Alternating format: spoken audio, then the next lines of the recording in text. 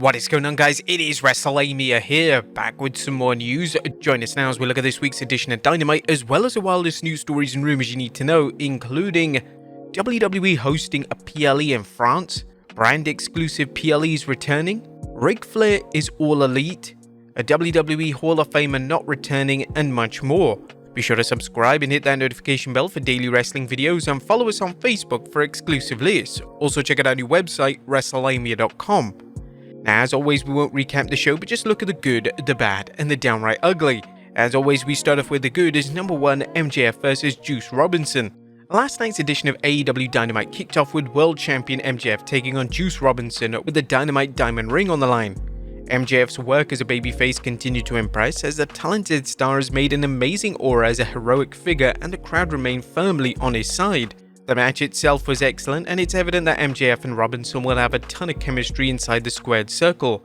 MJF managed to pick up the win, but it was his segment following the match which fans are predominantly talking about on social media. As number 2, MJF facing Kenny Omega. After MJF's victory over Juice Robinson, MJF was challenged by Kenny Omega. This is a huge match that should be headlining a pay-per-view event, but AEW are delivering the match this weekend on AEW Collision. The likely reason that AEW are rushing into this match is because they need a pop for the ratings for Collision.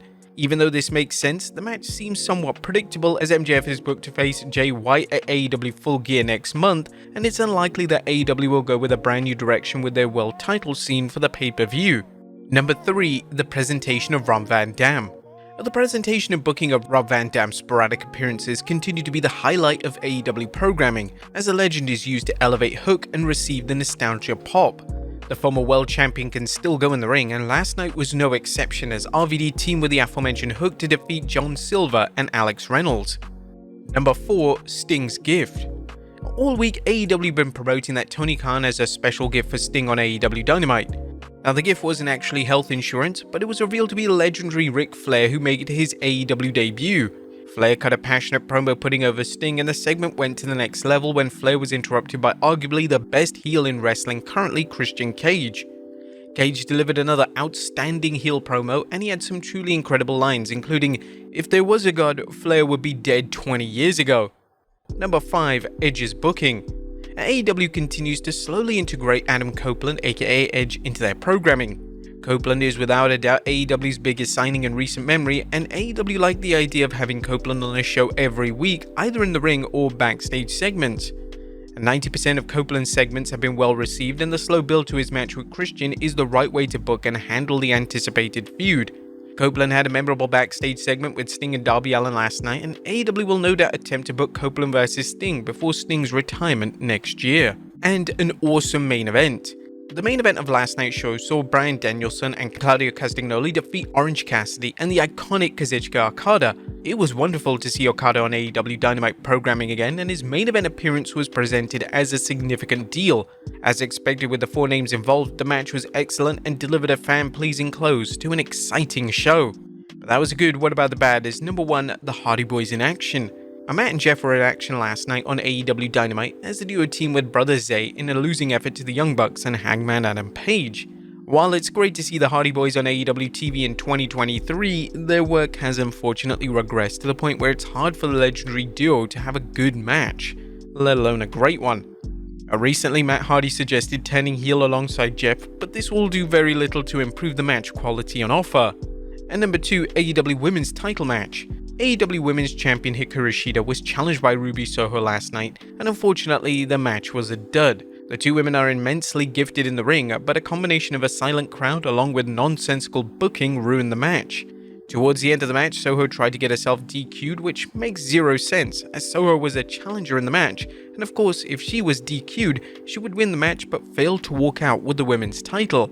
There was nothing downright ugly on this show, as the show for the most part was excellent.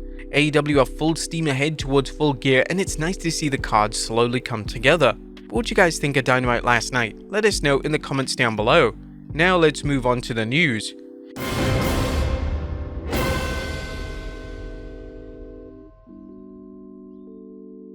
Our first story looks at WWE hosting a PLE in France. Our first story today examines some potentially exciting news for international fans of WWE. Yesterday it was confirmed that WWE will be hosting a major premium live event in Germany, As August 2024 will see WWE host Bash in Berlin, and now it looks like WWE could be getting set for another international pay-per-view next year. According to Fightful Select, WWE are considering hosting Backlash in Paris, France, but this is yet to be finalized. On Wednesday, WWE announced an August 31st show for Berlin, Germany titled Bash in Berlin. While that was a show that we were referring to, that wasn't the only one we heard. With WWE returning to the UK in 2023 for Money in the Bank, constantly going to Saudi Arabia, and announcing Elimination Chamber for Australia, don't expect WWE to slow down doing major overseas events. Some internal schedules in the company also have Backlash listed for Paris, France in spring of 2024, though Fightful is yet to confirm that it's finalized. We can, however, confirm that it's been discussed heavily. Names of shows can change until they're finalized. What do you guys think of WWE hosting premium live events in international markets? Let us know in the comments down below. Next up, WWE reverting to brand exclusive events.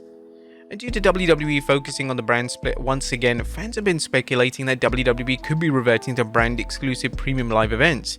These types of shows were common during the Ruthless Aggression era, and WWE also tried them out when the modern day brand split was introduced in 2016.